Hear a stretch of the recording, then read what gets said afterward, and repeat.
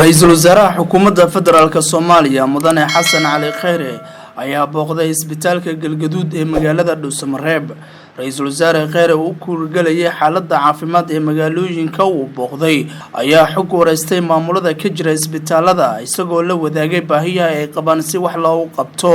Aniga waxaan caawa shaqada dhexe aadnay isbitaalada ay ku jiraan bukaankii ku dhaawacmay qaraxii maanta dhacay. Waxaan marka hore u tacsiyeenaynaa dadkii ku dhintay eheladoodii Ilaahay samir iyo iimaan ha ka siiyo. Waxa kale oo Ilaahay u baryaynaa aniga generaalka anigoo ku hadlaya dhammaan magaca dawladda Soomaaliyeed in Ilaahay uu caafiyo dadka xanuunsan oo isbitaalada ku jira.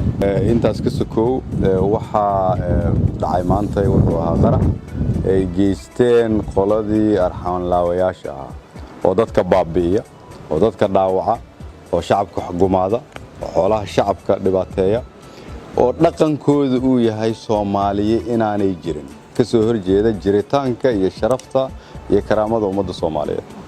Ra'iisul Wasaare Kheyre oo booqashadiisu ku heliyeen madaxda golaha xukuumadda Galmudug iyo xildhibaano ka tirsan aqalka hoose ee dawladda federaalka Soomaaliya ayaa soo indheeyay xarunta tababarada farsamada gacanta Galgaduud oo ku taala magaalada Guraceel. Tubta horumarinta arrimaha bulshada oo kamid ah tubaha qaranka ayaa halbeegyada u waaweyn ee ay dawladdu higsanayso waxaana kamid ah in dadka Soomaaliyeed ay helaan adeegyo